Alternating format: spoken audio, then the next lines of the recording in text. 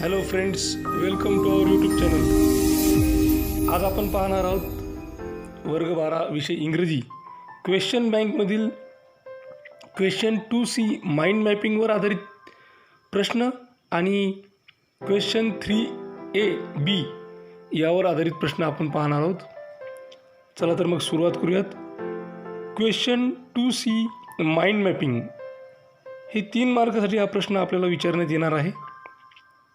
आता यासाठी assessment criteria दिलेला आहे की logical flow of idea, thoughts और concepts.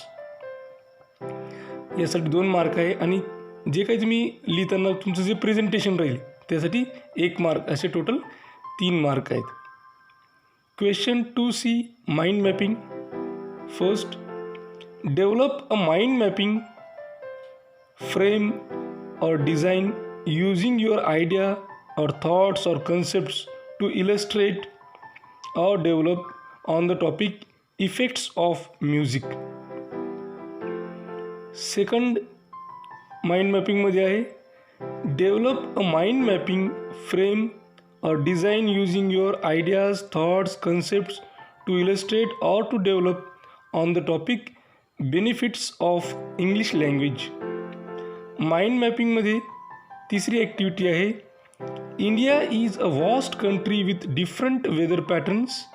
Prepare a mind map on the seasons we have in our region by giving examples of different activities that we do in different seasons. Mind मॅपिंगमध्ये चौथी activity आहे develop a mind mapping frame or design using your ideas oblique thoughts oblique concepts to illustrate oblique develop on the topic beauty of colors. Mind मॅपिंगमध्ये पाचवी activity आहे you live in an area where huge information is communicated to you in different forms continuously. Develop a mind mapping frame or design using your ideas oblique thoughts oblique concepts to illustrate oblique develop on the topic forms of communication. आता आपण वळूया section 2 poetry and appreciation. Question number 3 असतो हा poetry. Question 3A, read the given extract and complete the activities given below. यामध्ये एक poem दिलेली आहे. Afoot and light-hearted I take to the open road, healthy, free, the world before me, the long brown path before me leading wherever I choose. Henceforth I ask not good fortune, I myself am good fortune. Henceforth I whimper no more, postpone no more, need nothing. Done with indoor complaints, libraries, querulous criticisms, strong and content I travel the open road. The earth that is sufficient, I do not want the constellations any nearer. I know they are very well where they are. I know they suffice for those who belong to them. Still here I carry my old delicious burdens. I carry them, men and women, I carry them with me wherever I go. I swear it is impossible for me to get rid of them. I am filled with them and I will fill them in return. आता या कवितेवर आधारित activities आपण पाहूयात. Activity A1, pick out the 2 lines which describe the phrase good fortune. The good fortune he phrase दर्शवणाऱ्या 2 ओळी आपल्याला यामधून कवितेमधून या ठिकाणी लिहायचे आहेत. त्यासाठी 2 मार्क आहेत. A2, still here I carry my old delicious burdens. Give reasons for this statement. या ॲक्टिव्हिटीसाठी सुद्धा 2 मार्क आहेत. म्हणजे पहिली जी कविता आपल्याला या ठिकाणी देण्यात आलेली आहे या पहिल्या कवितेमध्ये आपल्याला ॲक्टिव्हिटी A1 to A5 अशा 5 ॲक्टिव्हिटी आहे आणि या प्रत्येक ॲक्टिव्हिटीला 2-2 मार्क आहे. म्हणजे 5 दुने 10 mark. Activity A3, name and explain figure of speech used in the following line. The long brown path before me leading wherever I choose. या ठिकाणी आपल्याला फिगर ऑफ स्पीच भाषेचा अलंकार लिहायचं आहे आणि त्याला एक्सप्लेन करायचं आहे. A4, express your on views regarding the following line. Song of the open road, की खाली जी ओळ दिलेली आहे त्यासाठी तुमचे स्वतःचे व्ह्यूज मांडायचे आहेत, व्यक्त करायचे आहेत. A5, compose 4 lines on journey of life by using rhyming words. की जर्नी ऑफ लाईफ वर आधारित आपल्याला 4 ओळींची कविता लिहायची आहे आणि त्यामध्ये रायमिंग वर्डचा वापर झाला पाहिजे. असे 10 मार्कासाठी क्वेश्चन 3A आहे. आता क्वेश्चन 3B जो आहे त्यावर एक कविता देण्यात आलेली आहे आणि त्याचं ॲप्रिसिएशन आपल्याला लिहावं लागते. When I had money, oh, I knew no joy till I went poor. For many a false man as a friend came knocking all day at my door. Then felt I like a child that holds a trumpet that he must not blow. Because a man is dead, I dared not speak to let this false word know. Much have I thought of life and seen how poor men's hearts are ever light, and how their wives do hum like bees about their work from morn till night. So when I hear these poor ones laugh and see the rich one coldly frown, poor men think I need not go up so much as rich men should come down. When I had money, oh, my many friends proved all untrue. But now I have no money, oh, my friends are real, though very few. Read the given extract and write poetic appreciation of the poem with the help of following points. की वर दिलेली कविता आपल्याला वाचायची आहे आणि त्याचं poetic appreciation, कवितेचं रसग्रहण आपल्याला या ठिकाणी करायचं आहे आणि त्यासाठी खाली काही पॉईंट देण्यात आलेले आहेत आणि ते पॉईंट आहेत about the poet and the title. कवितेबद्दल लिहा आणि त्याच्या टायटलबद्दल. त्यानंतर द थीम, कवितेची मध्यवर्ती कल्पना. त्यानंतर language, poetic devices used in the poem, कवितेमध्ये वापरण्यात आलेली भाषा आणि भाषेचे अलंकार. स्पेशल फीचर्स, काही महत्त्वाची वैशिष्ट्ये असतील तर ती. आणि त्यानंतरचा पॉईंट आहे your opinion about the poem, की कवितेबद्दल तुमचं असलेलं मत. या सर्वांसाठी आपल्याला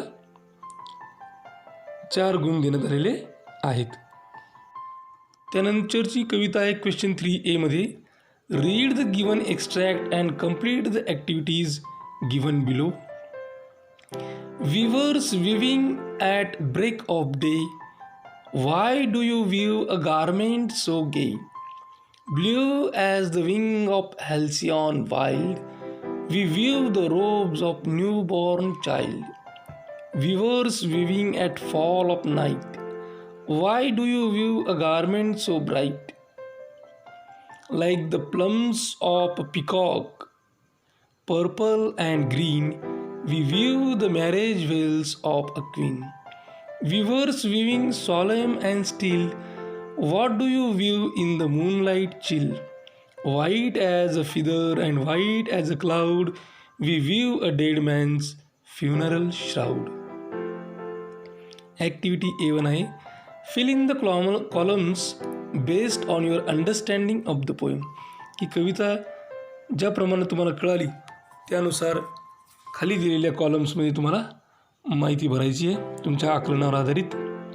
पहिल्या कॉलममध्ये आहे टाईम ऑफ द डे, दुसऱ्या कॉलममध्ये टाईप ऑफ गारमेंट, तिसऱ्या कॉलममध्ये कलर ऑफ गारमेंट आणि चौथ्या कॉलममध्ये आहे फॉर होम. तर पहिला जो कॉलम आहे टाईम ऑफ द डे, त्यामध्ये पहिलं दिलेलं आहे अर्ली इन द मॉर्निंग. दुसऱ्या कॉलममध्ये रिकामी जागा देण्यात आलेली आहे. तिसऱ्या कलर ऑफ गारमेंट या कॉलममध्ये ब्ल्यू हा कलर सांगितलेला आहे आणि फॉर होम तर फॉर न्यूबॉर्न चाइल्ड. त्यानंतर टाईम ऑफ द डेमध्ये दुसरं जे आहे तिथं रिकामी जागा दिलेली आहे. टाईप ऑफ गारमेंटमध्ये marriage veils of the queen, colour of गारमेंटमध्ये पर्पल अँड ग्रीन आणि फॉर होमसाठी रिकामी जागा देण्यात आलेली आहे, ती आपल्याला भरायची आहे. टाईम ऑफ द डेमध्ये तिसरं जे आहे ते आहे in the dead night.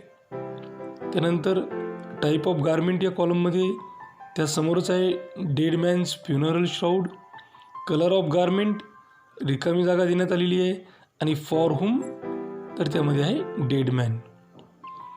Activity A2 complete the following web about what weavers compare the garments being woven by them. तर सेंटर पॉईंटला दिलेलं आहे weavers compare the garments being woven by them. एक आपल्याला करून दिलेलं आहे marriage veils of queen with the feather of peacock आणि बाकीचे 2 आपल्याला करायचे आहेत. A3 describe in your own word the steps or measures that you would take to solve problems of viewers. की हे जी विणकर लोक आहे यांच्या समस्या सोडवण्यासाठी कोणत्या स्टेप्स किंवा कोणते उपाय केल्या जाऊ शकतात हे तुमच्या शब्दात वर्णन करा. A4 the rhyme scheme in the first stanza is AABB. पहिल्या कडव्यात राईम स्कीम आहे AABB. Find rhyme scheme in the second and third stanza. तर दुसऱ्या आणि तिसऱ्या कडव्यामध्ये त्या स्टांजामध्ये आपल्याला राईम स्कीम शोधायची आहे. And also write down the rhyming pair of words of the second and third stanza from given extract. की दिलेल्या एक्स्ट्रॅक्टमधून दुसऱ्या कडव्यातून आणि तिसऱ्या कडव्यातून आपल्याला रायमिंग पेअर्ससुद्धा शोधून लिहायच्या आहेत. Activity A5 compose 4 lines on importance of clothes. की क्लॉथ्स कापडांचं महत्त्व यावर आपल्याला 4 ओळींची कविता लिहायची आहे. यामध्ये B आहे appreciation. Read the given extract and write the appreciation of the given poem based on following aspects. अगोदर पॉईंट दिलेले आहेत. About the poem, significance of the title. Second, form of the poem, theme and it's significance. Third, poetic style, language features, poetic devices. Fourth, inspirational message, values, morals reflected. Sixth, your opinion and critical evaluation of the poem. या मुद्द्यांवर आपल्याला कवितेचं रसग्रहण करायचं आहे. आणि कविता आहे Afoot and light-hearted I take to the open road, healthy, free, the world before me. The long brown path before me leading wherever I chose. Henceforth I ask not good fortune, I myself am good fortune.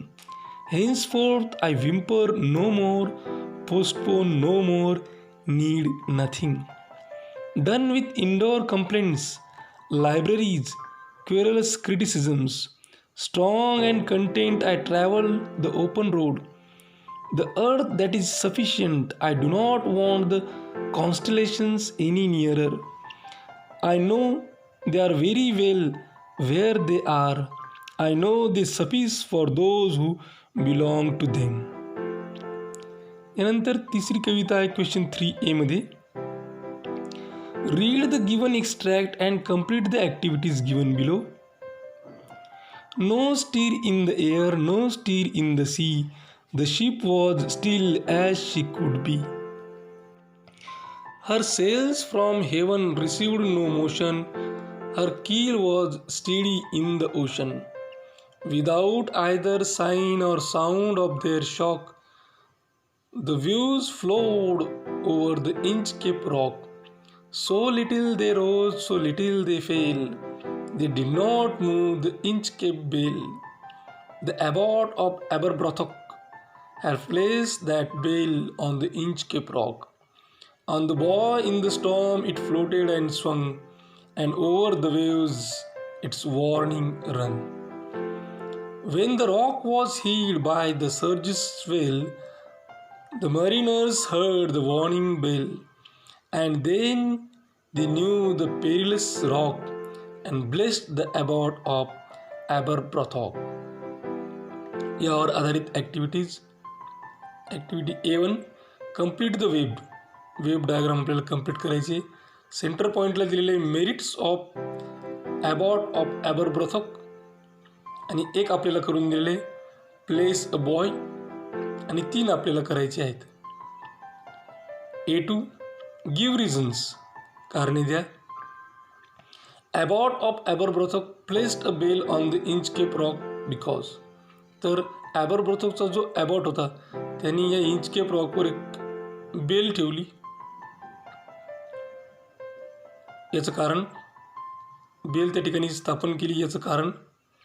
A3, if you were abbot of that era what would you do to make the ship safe from crashing Inchcape rock.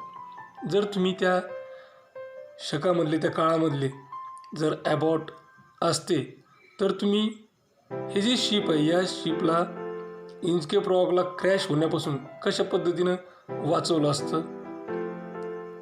A4, complete the table, खाली दिलेला तक्ता पूर्ण करा. पहिल्या कॉलममध्ये दिलेले examples, दुसऱ्या कॉलममध्ये फिगर ऑफ स्पीच आणि तिसऱ्या कॉलममध्ये एक्सप्लेनेशन. तर एक्झाम्पल्समध्ये पहिलं एक्झाम्पल आहे the ship was steel as she could be.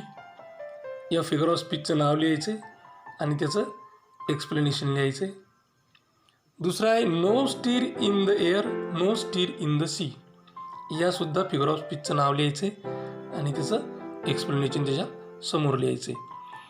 त्यानंतर ॲक्टिव्हिटी A5 आहे कंपोज अ शॉर्ट पोएम. एक छोटीशी कविता आपल्याला कंपोज करायची आहे.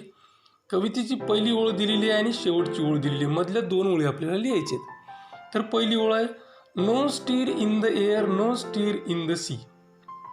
त्यानंतर आपल्याला मध्ये 2 ओळी लिहायच्या आहेत आणि शेवटची ओळ आपल्याकडे आहे her keel was steady in the ocean. आता question 3B, appreciation. Read the extract carefully and write an appreciation of the poem considering the following points. आणि पॉईंट्स आहेत about the poet and the title, the theme, poetic style, language, poetic devices, special features, values, your opinion about the poem. आणि poem आहे My father travels on the late evening train, standing among silent commuters in the yellow light. Suburbs slide past his unseeing eyes. His shirt and pants are soggy and his black raincoat, stained with mud, and his bag stuffed with books, is falling apart, his eyes dimmed by age. Fade homeward through the humid monsoon night. Now I can see him getting off the train, like a word dropped from a long sentence. He hurries across the length of the grey platform, crosses the railway line, enters the lane. His chappals are sticky with mud, but he carries onward. Home again I see him drinking weak tea, eating a stale chapati, reading a book. He goes into the toilet to contemplate man's estrangement from a man-made world. Coming out, he trembles at the sink, the cold water running over his brown hands. A few droplets cling to the graying hairs on his wrists. His sullen children have often refused to share jokes and secrets with him. He will now go to sleep, listening to the static on the radio, dreaming of his ancestors and grandchildren, thinking of nomads entering a subcontinent through a narrow pass. आता या पहिल्या पार्टमध्ये आपण ह्या 3 कविता, त्यांच्यावरील activity आणि त्यामधील 3 ॲप्रिसिएशनच्या कविता या पाहिलेल्या. त्यानंतर याचा उर्वरित भाग, क्वेश्चन 3 याचा उर्वरित भाग आपण नंतरच्या व्हिडिओमध्ये पाहणार आहोत. अशाच प्रकारचे नवनवीन व्हिडिओ पाहण्यासाठी या चॅनलला सबस्क्राईब करा. आमच्या चॅनलचे सर्वच व्हिडिओज ताबडतोब तुमच्यापर्यंत पोहोचण्यासाठी बेल आयकॉन बटनला क्लिक करा. हा व्हिडिओ तुम्हाला आवडला असेल तर लाईक करा. तुमच्या मित्रमैत्रिणींमध्ये, गरजू विद्यार्थ्यांमध्ये जास्तीत जास्त प्रमाणात शेअर करा. काय अडचण असेल, काही सजेशन असेल, काही इन्फॉर्मेशन असेल किंवा रिप्लाय द्यायचा असेल तर कमेंट बॉक्समध्ये कमेंट करा.